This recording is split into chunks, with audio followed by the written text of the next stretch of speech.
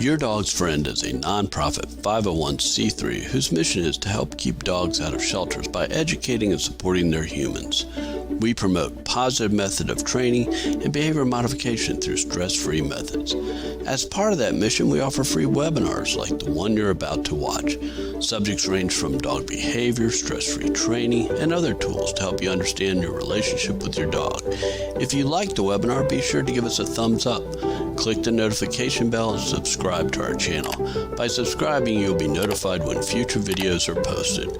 Now enjoy the webinar. Hello, everyone. Welcome to another webinar sponsored by Your Dog's Friend. We went back to a longtime friend of ours who focuses on dog enrichment for today's webinar. Let me tell you something about her. Stefanie Strackbein is the creator and owner of What Dogs Want, a center dedicated to dog enrichment and fun learning. She wants to help people understand the importance of playing with their dogs, providing an enriching environment, and allowing dogs to do dog things. Stefanie has appeared on several media outlets to discuss the power of enrichment.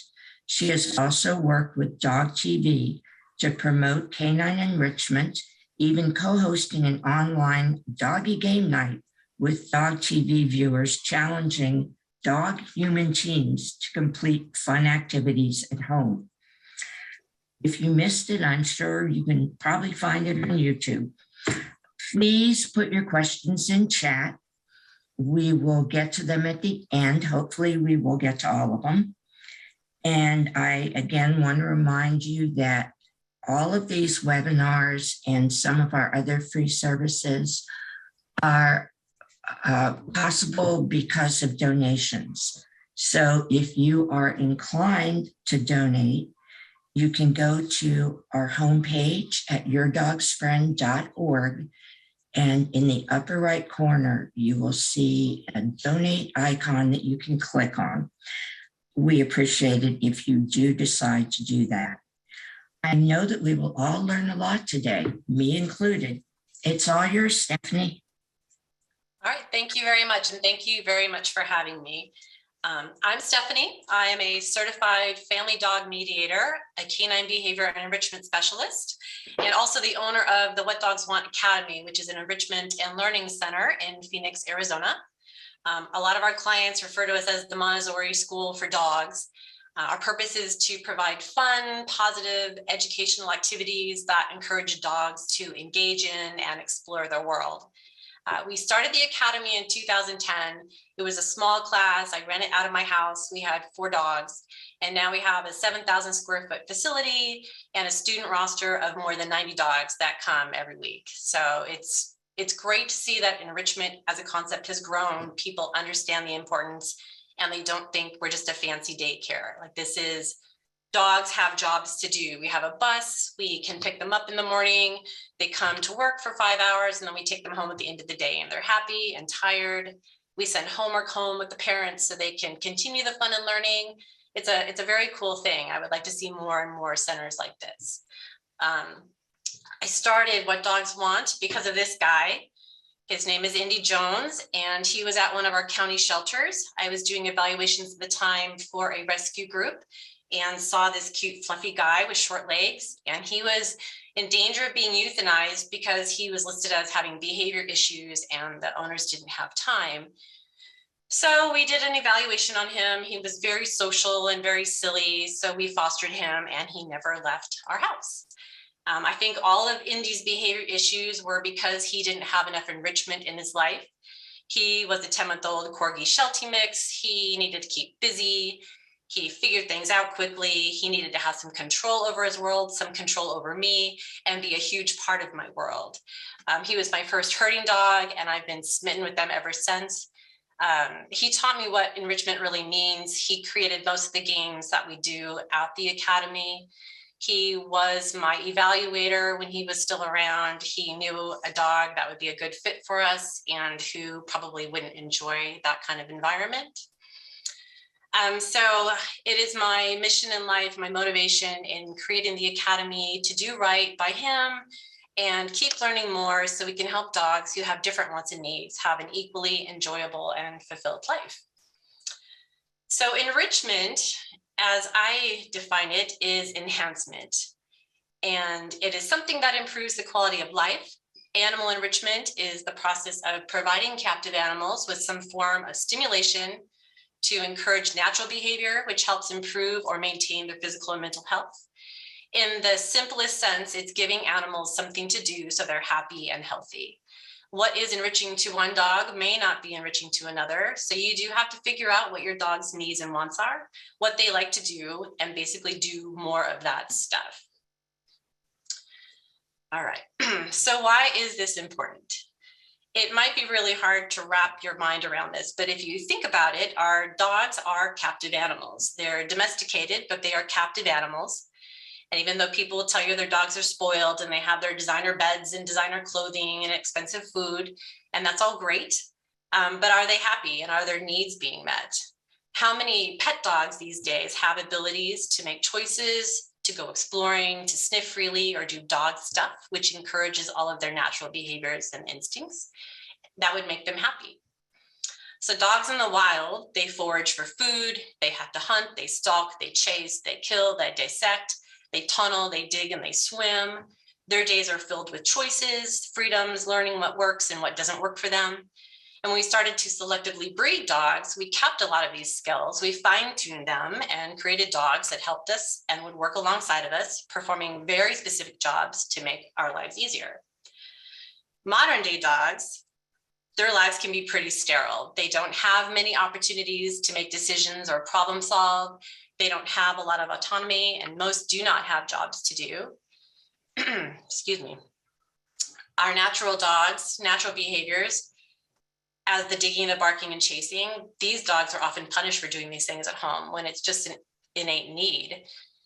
So that must be confusing, frustrating, and stressful for dogs. As a result, we're seeing more and more dogs with behavior problems, including anxieties, destructive behaviors, barking, even aggression. And I believe a lot of these problems stem from a lack of enrichment in their dogs' lives. Lack of stimulation, boredom, no sense of purpose. Many maladaptive behaviors come from unmet needs. We have a lot of clients who take their dogs on walks every day, play fetch obsessively, take their dogs to daycares or dog parks, and all those things can be enriching. They are enriching, but maybe we're missing the mark. Can we do more, and should we do more for them? So consider this, like, what if humans were taken by friendly aliens who wanted to keep us as pets? These aliens love humans almost to a fault. They truly want to give us the best life possible, but they always serve us the same food at the same time every day. They know we like TV, but they only let us watch one show, Golden Girls. And we only get to go outside when it's convenient for them because they're very busy aliens, and not to mention the language barrier that we have with them.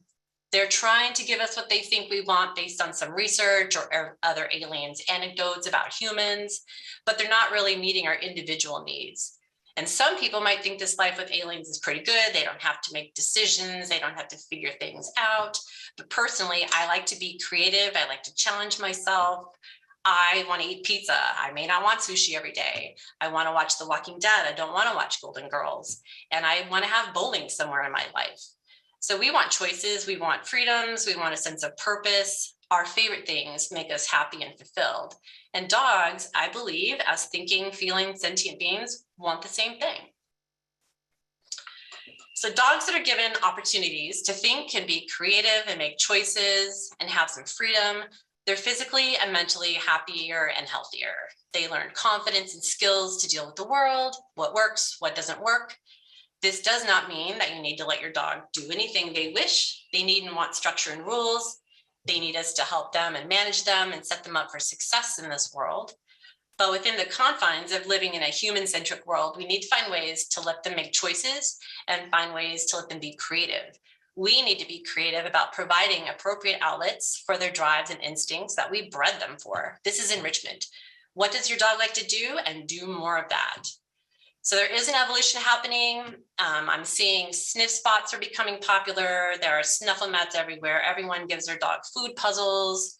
There are recipes for frozen Kong fillings all over the internet. And these are all steps in the right direction. But what I feel is still largely overlooked is the social enrichment, which is interacting with their humans, the one-on-one engagement, playing together, being silly, having fun, more than giving a dog a Kong or a licking mat just to keep them busy, but actually sitting on the floor, working with your dog on puzzles, brain teasers, physical challenges, or again, just being silly. You're learning together, you're communicating, you're playing, you're having fun. Your brains release oxytocin, which is the cuddle hormone. And this creates stronger bonds between the two of you, which leads to even more enriching experiences. So these are the type of activities we like to do at the Academy. We send homework home. It's enriching for everyone. Participating in these types of enriching activities, we've seen dogs gain confidence, learn to focus better, have more impulse control. They learn problem solving and creative thinking and are all around calmer, better adjusted, happier dogs. So a lot of our families who describe all the hiking, walking, ball play they engage in with their dogs, but still have dogs that aren't tired and have behavior problems at home, consider this: 15 minutes of focused mental work is equal to an hour of physical exercise. Dogs use a lot of energy trying to figure out how to get a snack from under a stack of boxes, or trying to find a piece of treat that has been tossed into the grass. It's similar to us studying for an exam or working on a challenging crossword puzzle.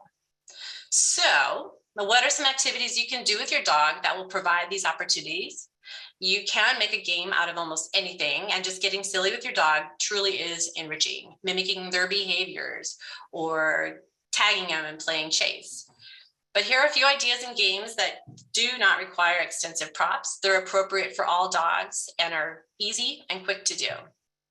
So let's start with nose work or scent work activities. These are great for all dogs. The benefits are tremendous.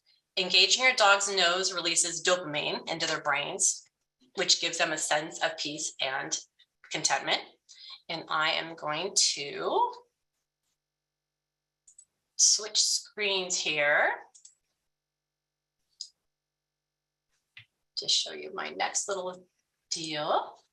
All right, sorry, this is not completely ready. All right, so dogs, all dogs like to, want to benefit from sniffing. All right, we'll just get a little technical here. So scent work is just the best. It releases dopamine. It gives dogs so much information about the world. It calms them. It helps them focus. A dog's sense of smell is estimated to be 10,000 to 100,000 times better than that of a human. And while we have about 6 million olfactory receptors, dogs have 300 million. Their nasal tissue is about 30 times larger than ours. And while we have between 12 million and 40 million olfactory neurons, those are the cells that transmit odor information to our brain, dogs, depending on the breed, can have 220 million to 2 billion. So to give you some perspective, a dog can detect a teaspoon of sugar in 1 million gallons of water and can catch a whiff of 1 rotten apple in 2 million barrels. So using their sense of smell takes a lot of energy, and this is why dogs who do nose work tend to be exhausted afterwards. So some fun games you can try to let your dog use their incredible sense of smell. Number 1, all-time favorite game for me and my dogs is hide and seek. Basically, you hide and your dog seeks you out. If your dog can hold a sit-stay while you run and hide, that's awesome. But you can also recruit a partner to distract your dog while you hide. Then they get the fun of releasing your dog to go find you, and they get to watch your dog go on a search and rescue mission. My dogs would play this all day if they could. It's fun, it's mentally exhausting, and your dog's putting out a lot of energy through problem solving, staying focused, and sniffing you out. If you haven't played this game with your dog, you must. And if your dog's a little slow to pick up on new things, you can start by hiding in a pretty easy place to find, and then slowly build up to hiding in a closet, on top of counters, under blankets.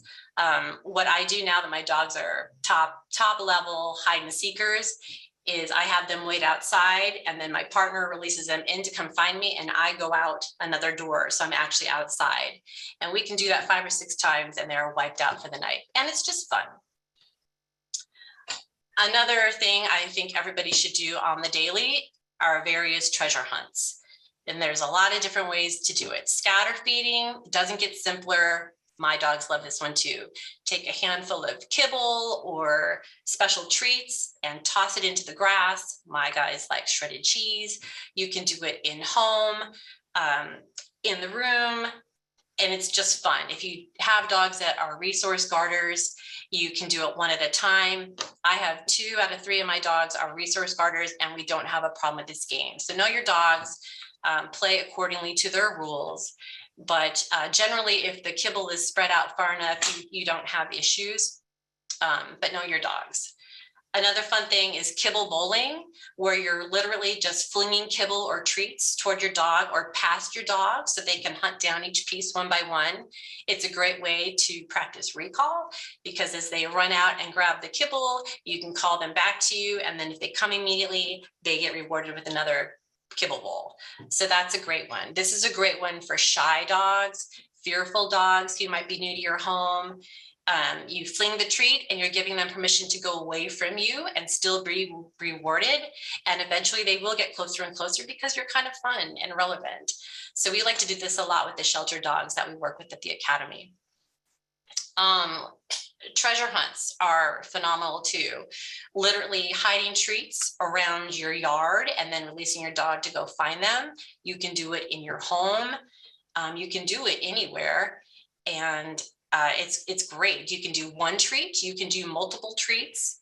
I recommend you start out easy. If your dog is not comfortable with this game or doesn't know it yet, make the treats very easy to find, barely hidden, until they learn what go find it or whatever cue you want to use to send them on these treasure hunts.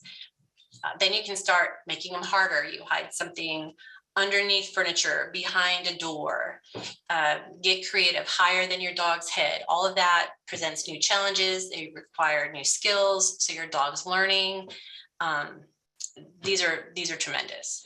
Another thing that people are getting really more comfortable doing are the sniffing walks. I hear that a lot on webinars and podcasts now. Your dog takes the time and sniffs where he or she wants. They choose the direction of your walk. You can travel to novel spaces. I like to go to places with wildlife. You go to farms, gardens, or stores with garden areas where there's a lot of good smells. Do these walks as often as possible. Use a long leash if possible. Sniff walks can be calming for anxious or reactive dogs. They reduce stress. They're also enjoyable for dogs because they get to learn about the world around them, and they're exhausting. We have an 18-month-old border collie mix who has boundless energy. We'll take her for a 60 to 90-minute walk, sniff walk. We're not trying to get anywhere in particular. We just let the dogs wander and smell whatever they want to smell. After 90 minutes, she goes home and she's good for a 4 to 5 hour nap. So trust me on this. Sniff walks are the best. Scent gardens are also, whoops, there's a sniffing walk slide. And we're going to move on to sensory gardens. That's becoming the new rage here too. Dog-friendly plants, baskets that contain smells that you gather on your outings. We've done hay, we've done rags, we've wiped on horses and put that in a basket, bring home sand from the beach, things you find when you're on vacation. There are so many resources available and Facebook groups dedicated exclusively to these sensory gardens for dogs. You can purchase hunting scents, which are available online or probably sporting goods stores. We have currently at the Academy rabbit urine and naturally shed deer antler, which the dogs love. Drop a few drops on a rock, put it on a brick or a towel, and have them around your yard for the dogs to discover. And the scent rags are fun to take with you on trips or when you go to work or even just run errands. Take a rag, a washcloth, and rub it on different things that you encounter. We like to tie it onto our dog's harnesses or tie it onto a shoe. And then it just picks up the smells of wherever you were all day. Take it home and let your dog sniff it. Doesn't get easier than that. Another super easy thing that we've just become fans of at the Academy are having a bunch of scents, spice jars. You can literally walk your dog over to your spice cabinet, uncap some spices and let your dog sniff. And that is mentally exhausting for them. Personal favorite of the Academy dogs is nutmeg and cloves. Sage is right there too, but it doesn't get easier than that. And it's just gets your dogs to think. It's a new experience, it's novel, and they're engaging with you. All right. So we're going to talk about some more learning focused fun. Let me jump over here.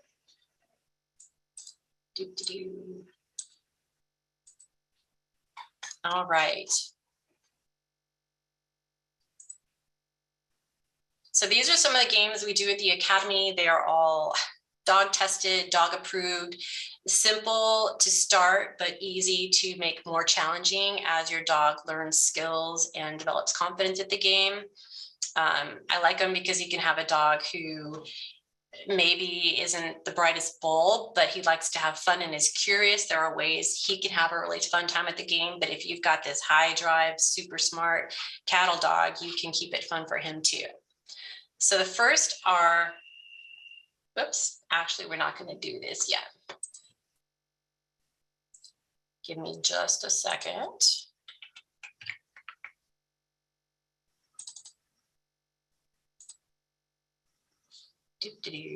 All right, towel games.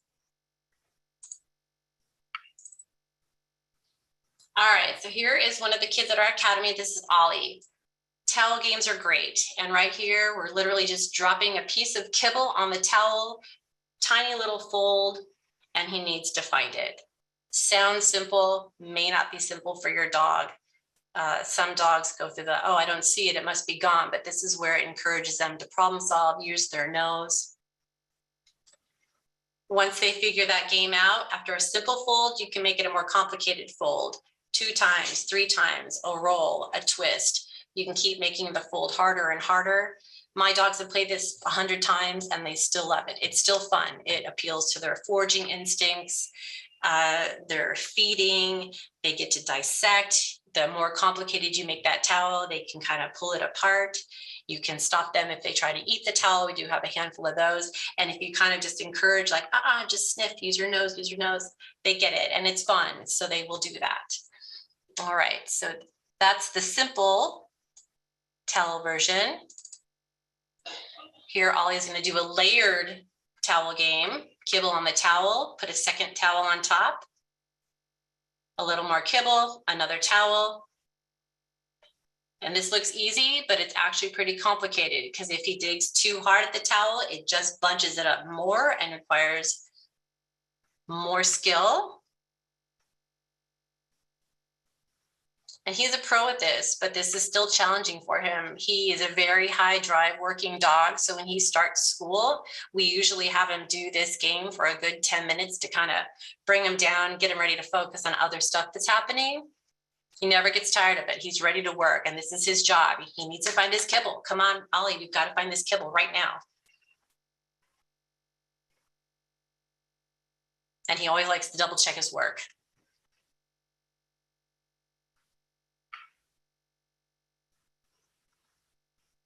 All right, making sure. Okay, then you can change it up a little bit, requiring new skills. Take your towels, fold them up, kibble inside, and drop them into a box. You can also use a storage tote, a bucket. This is just another level of learning, makes it a little bit harder. And we've done it a couple ways. Sometimes we just drop the kibble in the box, kind of shake it up a little bit so it goes underneath and in the towels. And other times we'll wrap the kibble up in the towel, then put them in the box. All right, so those are towel games. You can get as creative as you want to. It's a fun way dogs can forage and dissect to get the food inside.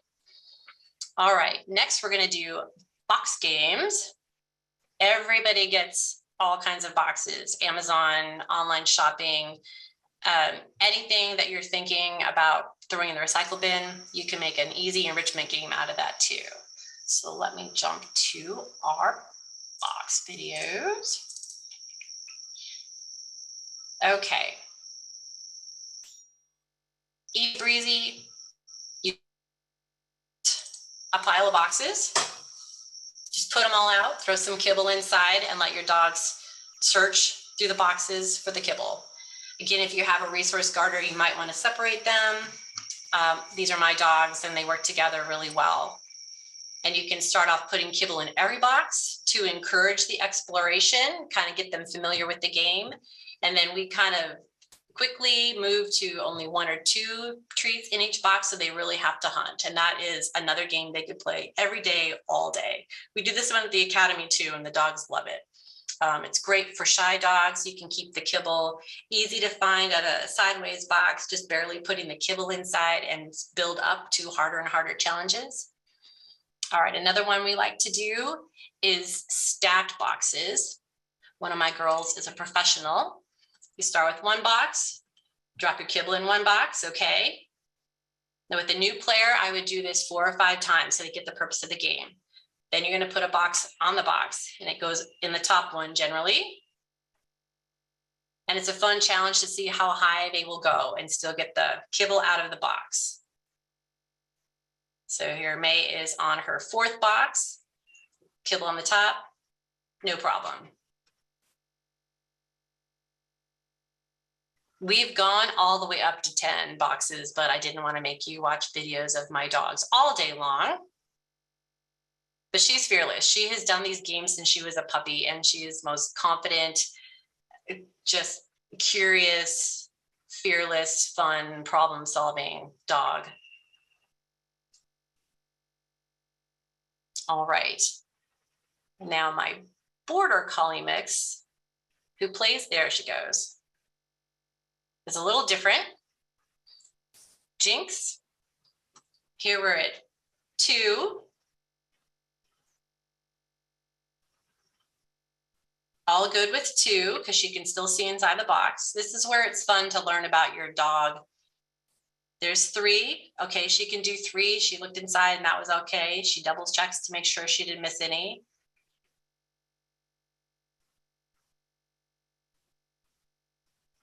Now we're going up to 4. And that's a little much. She's barking at me in frustration. A little frustration when you're playing these games is okay because you want them to come up with a plan B. Conflict resolution is a good skill, but you don't want them to become overly frustrated so the game isn't fun anymore. So what you can do is I turn the box on the side, she could see it, and then, okay, that made it right. So we did it that way for about 4 or 5 times in a row until she was pretty confident, okay, that treat's in the 4th box, I can do this, I can do this. And then we flipped it up again and she was able to get it down because she trusted that the treat was in there. The boxes were moving and shuffling around and they weren't scary. So now she's gonna be competing with May for how many boxes we can stack.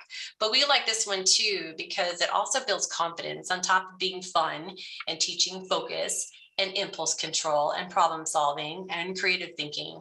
It's a good confidence builder because the boxes are moving, they make noises, they fall, and we always exaggerate if something falls and it looked like it spooked the dogs. We're like, oh, that was so silly, that was so silly. And then we just write it and we just keep playing.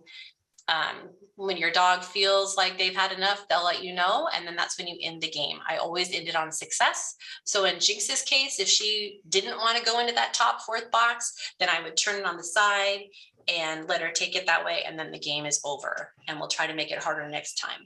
But you want enrichment to be fun, or it's not really enriching. All right, so now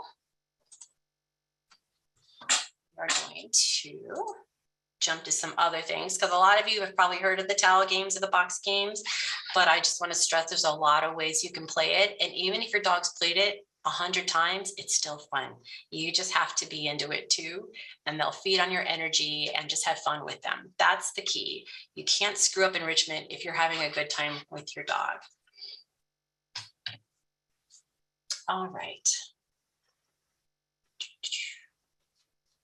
So here we go. So now here's more games. Sandboxes, digging pits. These are all really great for dogs. You're not going to create A digging monster if you have a digging pit or a sandbox for your dog. If the instinct is in them to dig, the instinct is there and you're giving it an appropriate outlet. We have a huge sandbox. This picture was taken at the academy. We like to bury things in there for the dogs to find. You can do high value treats if you're doing one dog at a time and dogs to discover, and they think that is just the coolest. I haven't had anybody say that after digging in the sandbox at school, their dogs go home and dig in their garden. I'm not saying that would never happen, but then you might want to create an appropriate place for them to dig at your home, a kiddie pool, even a tire and fill with sand. It's just a fun thing for dogs to do. Scuba dog, another huge hit at school. You're literally taking a shallow tub of water and putting some treats in that float, and the dog's going to fish the treats out. So you're building confidence. It's working on their focus, their impulse control, a little conflict resolution, because it's harder than it looks. They try to dig the treat out and the treat's going to move and float. But all dogs eventually conquer this and have really enjoyed it at the academy. Started easy, just a little bit of water, a few floaty treats in there. When that seems easy for them, you can try treats that sink to the bottom. And then when that starts to get easy, then you can add objects. Like we've got Pippin, the little Hungarian Moody on the bottom picture. We added some balls in, so then he has to navigate around the balls to get to the treats that have floated to the bottom. He's real smart. He'll lift them out and do like process of elimination. If I get rid of these obstacles, then I can just get right in and get the food, which I think is brilliant. We have floated cups on the water, bowls on the water, and the treats can go in the bowls. Another challenge, because as they touch the bowl, it kind of gets pushed along the water. It's fun though. They might pick the bowl up and then take it out of the bowl. Another brilliant strategy.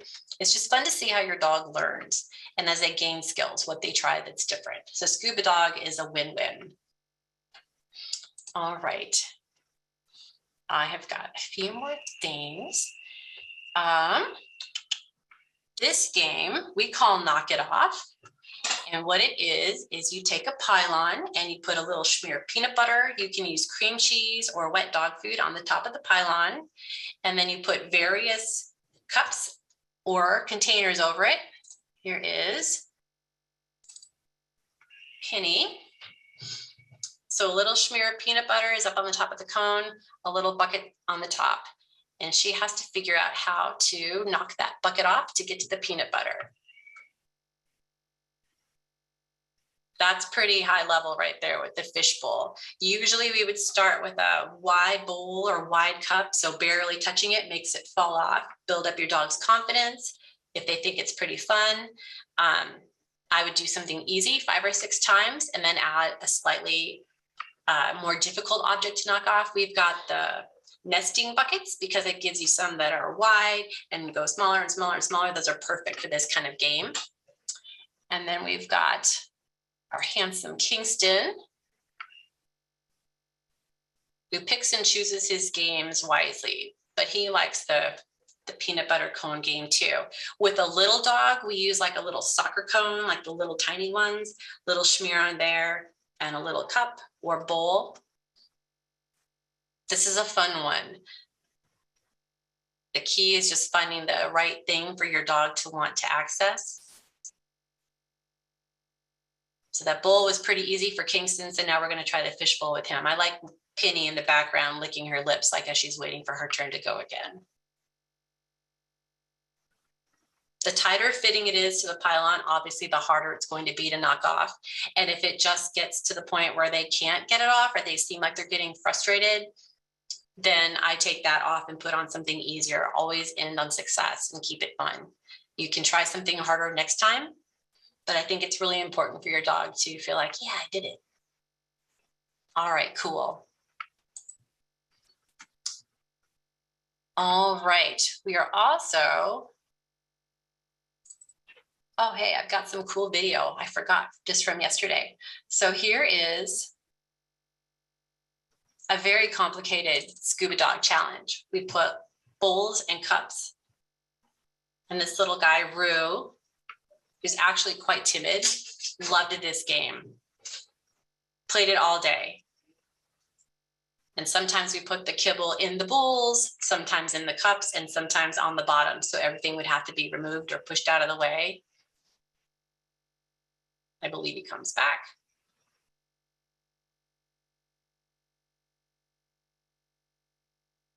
But this is a good one. Try this at home. And it's good if you live out in Phoenix and you're always looking for ways to pull your dogs off.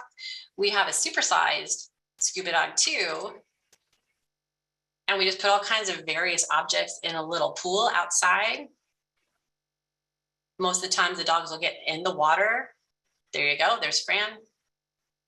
But there's so many ways you can keep this game novel and have fun with it. You can make it as easy or as challenging as you want. All right. So now let's move to some physical enrichment, but you're doing with your dog. So cavaletti poles are one of my favorites too. Cavaletti is used to help dogs focus. It was used for horses, and it's the poles where they step over to work on proper footing. We use it for that, but it's also just a fun body awareness activity. They learn that they have hind ends. It slows down hyper dogs. It's a great for all of our herding dogs who come in school, just like guns blazing. We have them just walk up and down the cavaletti course for a few minutes, and it just kind of centers them, grounds them. So here is Gunner and Penny. And you can do a ladder format where you just have the poles like a ladder. You can use PVC pipe, you can use pool noodles, broom handles, basically anything that looks like a pole. So ladder format, this is a mixed pattern where we kind of scramble them up, because if you do the ladder pattern 20 times, some dogs just know how to move their feet. But if you mix it up a little bit, it gets them to focus back again where their footing is.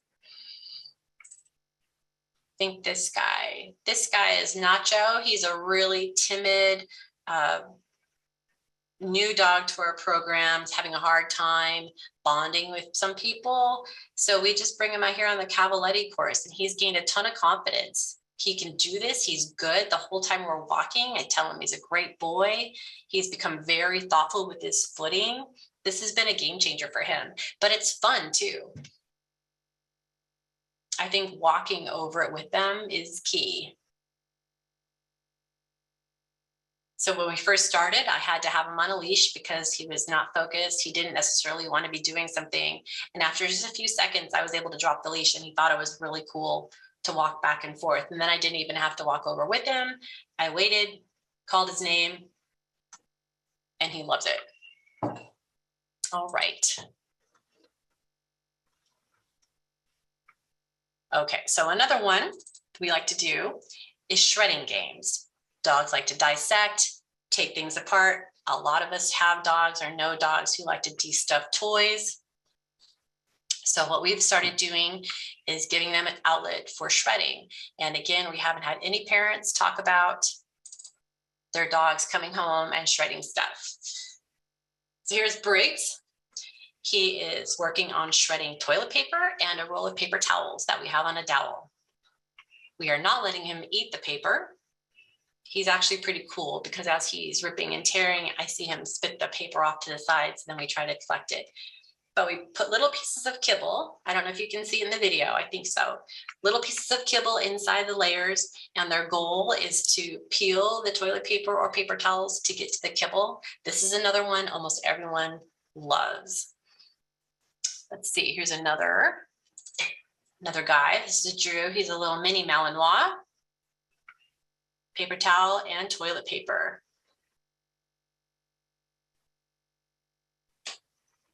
But this is teaching them how to focus, teaching them problem solving, creative thinking. Sometimes to work on dogs with sharing or waiting, we'll have an X pen, a dog on either side, and somebody gets to shred for a few minutes, and then the other dog gets to shred for the few minutes. We go back and forth. So if you have two dogs, that's something you can try. But this one's fun. It's totally worth the mess. They love it. We recycle all the shredded pieces as we pick them up. We throw them into a box, and then later that box can become a fun nose work game by putting it on the ground, dropping in one kibble, mixing it up, voila. All right, so there's Drew trying to figure that one out.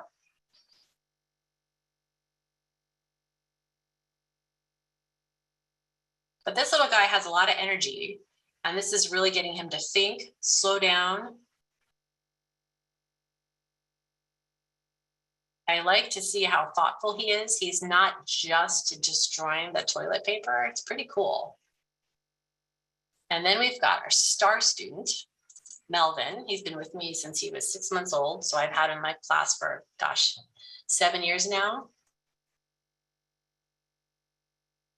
He's just doing the toilet paper.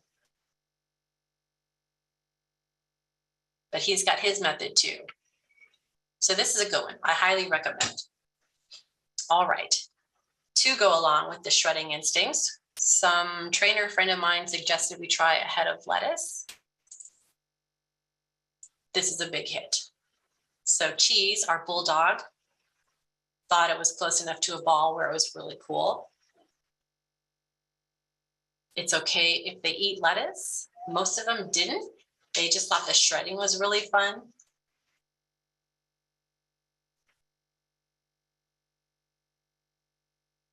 Our insecure poodle actually thought this was really cool. He was very thoughtful about it, so this was a great activity for him.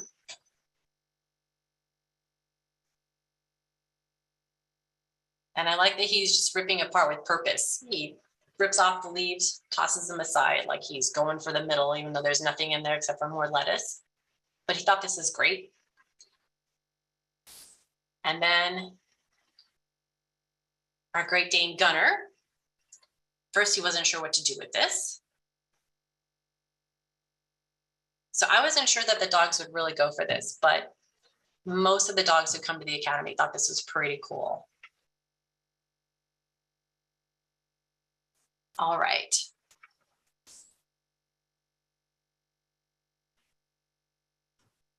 So that is just too much fun to watch.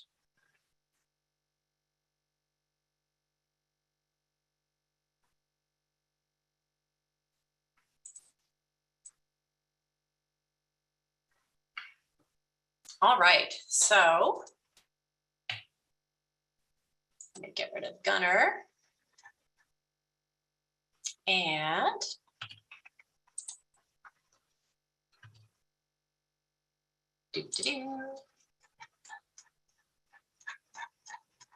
sorry, I'm not as tech savvy as I should be.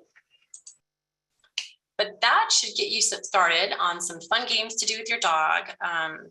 None of them take a lot of time. Some of them make a little bit of a mess, but I think it's worth it.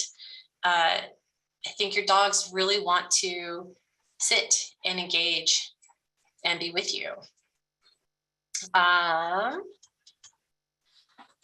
So again, I'm just going to wrap all this up by saying that we domesticated dogs thousands of years ago so they could help us live better lives.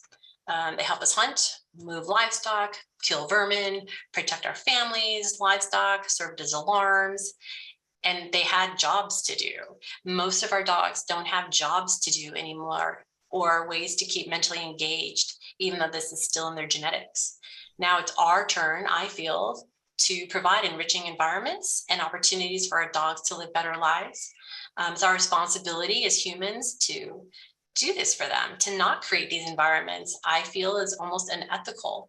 Go back to the alien scenario. Even if they meant no harm, they loved us and thought we were cruel. If we had to stay in a little box, we'd all go crazy. Kind of like some of us did during the pandemic when we were in lockdown and we couldn't go back to work. It was interesting because it seemed like there were a lot of parallels between what a lot of dogs experience. So unless we do provide more enrichment and these opportunities to think and solve problems and even fail and then come up with a plan B, I think we're going to see more behavior problems in the future. We have to meet our dogs' real needs by looking at them through the proper lens. What do they like to do? What is their DNA that we selected them for drive them to do? Do you have a herding dog? Try herding balls, high energy, lunge pulls, flirt pulls. You know, why do we have dogs in our lives if we don't want to sit down on the floor and have fun with them? So Stephanie, are you ready for questions? I am ready for questions. Okay. What are good everyday jobs for sporting dogs like Goldens and Labs?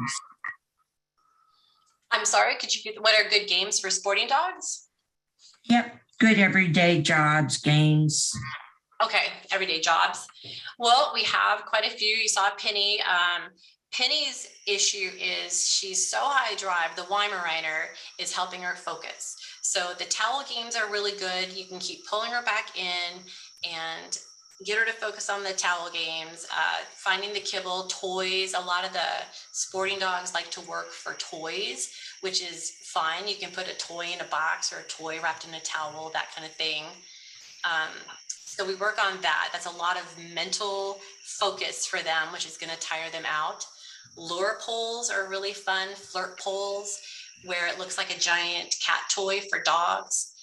Those are fun. They get to chase, they get to hunt it, follow it around. It's a great way to work impulse control because you can have them sit, stay. You wave the lure pull around. They can be released to go get it, drag it on the ground, and then you can work drop it. And if they drop it, sit back down, the game starts again. So that's a really good one. Sniffing walks are really good for the sporting breeds, and as much outdoor time as possible, just to take in the sense they are meant to be outdoors. Our Weimaraner, we've got a German short hair pointer, we've had spaniels, they like to be out. So sometimes we just take these games and move outdoors. So hopefully that answers that question. Okay. For dogs who are anxious, would you start these games with higher value treats until they figure it out? That's a really good question. And yes, we find that to be, you really want to motivate them. So we'll do freeze-dried beef liver, sometimes the dehydrated chicken, and make it simple. You want them to be successful right away, not have a lot of frustration. Nacho, our nervous poodle, had no idea what we were doing when he first started at the academy. So you have your towel and you have something really amazing and barely cover it with the edge of the towel so he can see it. He doesn't have to really go digging. Start building their confidence slowly. A lot of people know the muffin tin game. I was going to put that on here, but it seems like everyone knows that. You have a muffin tin, you can put treats in each one of the tins and then cover with a ball. With an anxious dog, I would just have the treats in the tin, high value, and just let the dog take them right out of the tin. Slowly add your balls or whatever objects to cover the treats that are in there. But yes, make it hugely successful and hugely worth their time to help start building confidence. You can move ahead as your dog is ready, but if you start getting a lot of stress signals, or if they look like they're shutting down, checking out, or don't want to participate, let it go and go for a little shorter time next time. Cavalettis are really good too. Just that walking in a rhythmic pattern, go over them 10 or 11 times, walking with them at their pace. That seems to really work with anxious dogs too. You've had a host of those. So yeah, that's a good start, but you do want it to be high value and make them pretty easy, graduate slowly to the higher challenges. Okay, you talked about treats floating in water. And someone wants to know what treats float. The freeze-dried beef jerky floats, and most of the kibble we use, it's okay to mention brands, Stella and Chewy, they have a really cool raw-coated kibble that's pretty healthy, that floats really well. When you get into the jerky treats and those kind of things, they sink. So those are fun too. When you've got a dog who's mastered the floaty treats and is ready for more, the jerky, you drop it in and it drops to the bottom. Carrot chunks float. Cauliflower floats. So if you want to feed your dog a little more nutritious snack, those are really good. All right.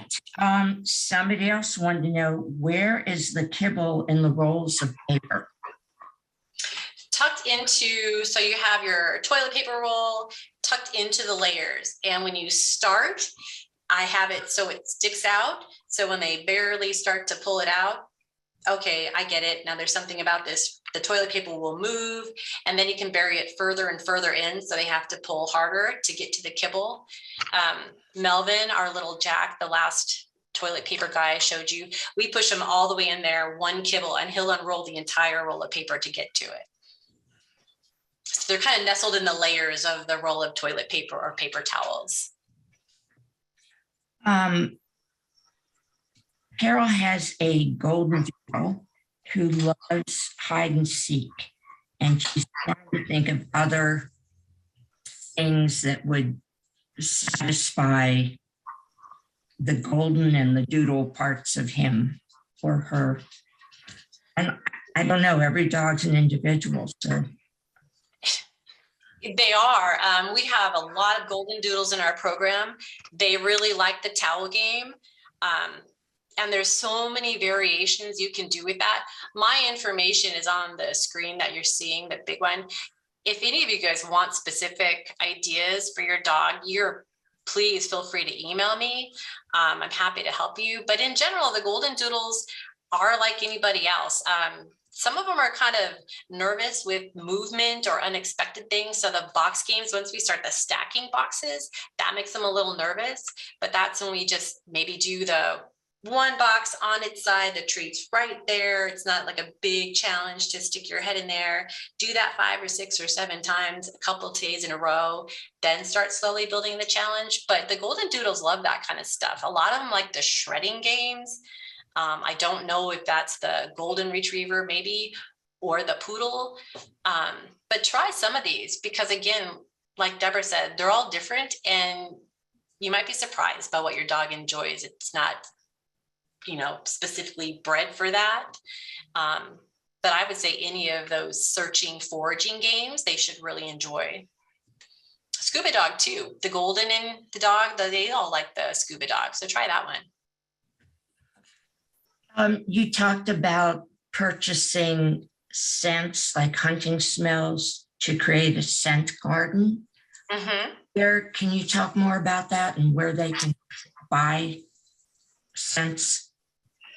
Yeah, Amazon actually has got a great selection of scent work materials for dogs. There's also J&J Sporting Goods for dogs. They've got a lot, but I also had a friend of mine go to just a hunting website, and that's where she bought us the rabbit urine, and there's fox urine. I mean, there's all kinds of weird stuff that I will warn you, don't sniff it yourself to see what it smells like because you'll regret it, but the dogs go crazy for it. And it's pretty inexpensive. Like the bottle of rabbit urine was this big, so it'll last us forever. And it was like $10.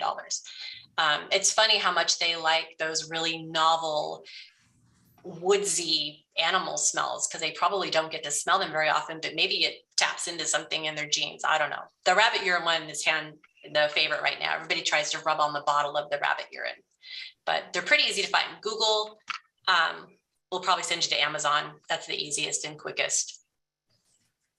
Cheryl has a dog who is very nervous around new situations. What is the best way to help build confidence for these types of dogs? She doesn't like loud noises. They scare her. That's a really good question too. If your dog is nervous around new objects, then what we like to do with dogs like that is have novel objects on the floor. Just set them down kind of randomly, nothing that's going to tip over. We've used suitcases, we've done umbrellas. Around the holidays, we have Christmas decorations or Halloween decorations just on the floor and have them there for your dog to approach at their pace, at their speed. You don't want to try to drag them over to see it. Let them discover it. If you can throw some high value kibble or high value treat, hot dogs or cheese amongst the items, so they're a little more inclined to go check it out and realize these things are not going to jump out and bite them. It's called 6 Novel Objects is our game that we call, and you lay out 6 different random things. As far as noises, there's all kinds of desensitization protocols you could try. You could try having whatever it is that bothers them really quietly in the background. It's hard to tell you exactly what to do with that without knowing your dog. But at the object one, that's been a game changer for some of our timid dogs, is have them out and just let your dog explore them at their own pace, their own speed. And maybe just do 1 or 2 novel objects. Don't do 6 if that might be overwhelming. Another cool thing is to teach a hand target where you have your dog touch your hand, and when they touch it, yes, reward. When they're solid at that, you can transfer the target touching of your hand to your novel objects. We have a little guy who's afraid of everything, solid with target touching. Will touch your hand all day long if you say touch, yes, yes, yes. You don't always have to feed him. And now if he sees something like a water cooler, a traffic cone on our walks, and he barks and he gets all scared, we just tell him to go touch. Well, Opie, just go touch it. And then he kind of stretches forward and he touches with his nose, and then he realizes it's not going to kill him or bite him or be bad. That's been a game changer for us too. A lot of our fearful dogs, if you can get them solid on a hand target, a hand touch, and then you can use that skill to touch the things that they're afraid of. You can email me if you want more instruction on that. It can get kind of detailed, but I would expose them to stuff and just let them explore at their own pace. Okay. So thank you, everyone, for joining us. Hopefully I'll see you next week. And thank you, Stefanie, for a terrific webinar. Thank you for having me. And any questions, please, guys, reach out. Bye. Bye. Thank you.